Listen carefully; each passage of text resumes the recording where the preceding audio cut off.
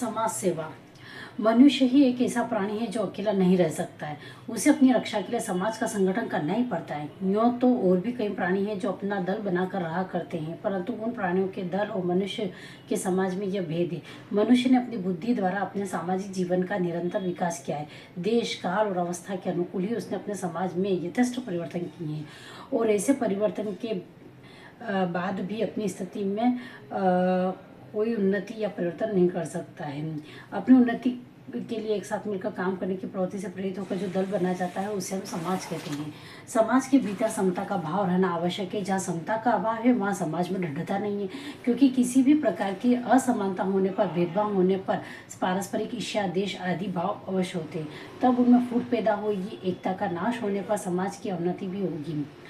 समाज की अवनति होने पर व्यक्ति विशेष की अवनति भी अनिवार्य है। सच तो यह कि समाज और व्यक्ति का पारस्परिक दृढ़ संबंध है। एक की उन्नति और दूसरे की उन्नति है। समाज की उन्नति होने से व्यक्ति की भी उन्नति होगी, और व्यक्ति की उन्नति से समाज की उन्नति होगी। न तो समाज व्यक्ति की उपेक्षा कर सकता है और नहीं व्यक्ति समाज की अवहेलना कर सकता है। सीधी सी भाषा में मनुष्य में जैसी स्वार्थ बुद्धि होगी वैसे ही परार्थ बुद्धि भी होती है। मनुष्य में हम जिन गुणों का विकास देखकर मुग्ध हो जाते हैं वे सभी गुण उस परार्थ बुद्धि द्वारा प्रकट होते हैं। दया, प्रेम, स्नेह, सहानुभूति, त्याग, सेवा आदि भाव एकमात्र परार्थ चिंता के कारण हमारे हृदय में उत्पन्न होते हैं। हमें अपने स्वार्थ साधन में से जो सुख और संतोष मिलता है वही आनंद हमें परार्थ चिंतन और परोपकार से मिलता है।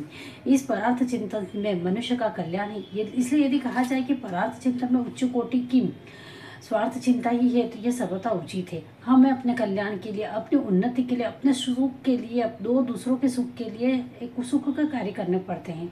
ऐसे कामों को हम सेवा कहते हैं। सेवा का मतलब क्या है? सेवा का अर्थ है दूसरों का दुख दूर करना, दुख दूर करना है और दूसरों को सुख पहुंचाना है। समाज के 2-4 व्यक्तियों का समूह नहीं है, किंतु व्यक्ति उसके अंग आवश्यक है। किसी भी व्यक्ति की सेवा करना समाज की सेवा करना है। यदि हम किसी कुपथगामी व्यक्ति को किसी भी प्रकार के सुपथ पर ला सके, जो गंदे पर काम पथ पर चल रहा है उसे अच्छे पथ पर ला सके, तो उससे हमने समाज की सेवा अवश्य की है।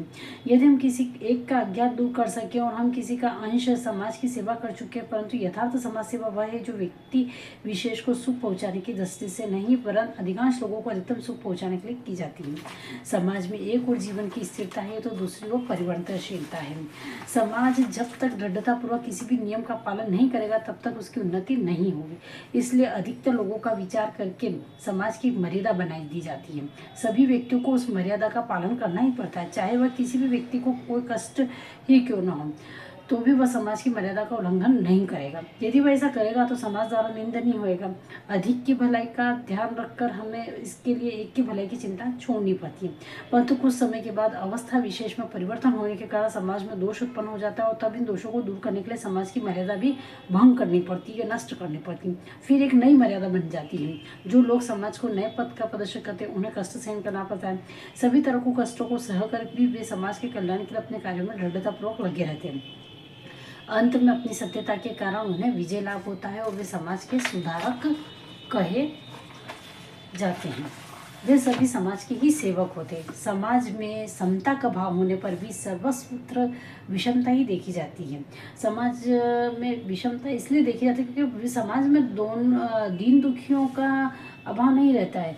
कुछ लोग अंगहीन होने के कारण असहाय हो जाते हैं, कुछ लोग बिल्कुल अनाथ हो गए हैं, कुछ लोग अज्ञ होते हैं, कुछ लोग कुपथगामी हो जाते हैं। इन सब की सेवा करना, इन सब के हित के लिए काम करना समाज सेवा है। इस देश के समाज में आजकल गरीबों के उत्थान की जो चेष्टा की जाती है यह समाज सेवा ही है। उसी प्रकार नारियों को दूर अवस्था दूर करने के लिए, कुष्ठ आदि रोग ग्रसित जो लोगों को यातनाएं दूर करने के लिए चेष्टाएं की जा रही है, ये सभी समाज की सेवाएं हैं। देश के सभी सक्षम नवयुवकों का कर्तव्य है कि वे ऐसी सेवाओं में भाग लें जिससे समाज की उन्नति होगी, साथ ही साथ अन्य लोगों का भी विकास होगा, उच्च गुणों का विकास हो, ताकि जो है इसलिए हमारे शास्त्रों में कहा भी गया है कि पर सेवा से बढ़कर कोई सेवा नहीं है। दूसरों की सेवा करो, आपको बहुत ही सुख और संतुष्टि की भावना आप में आएगी और आपका मन शांत रहेगा।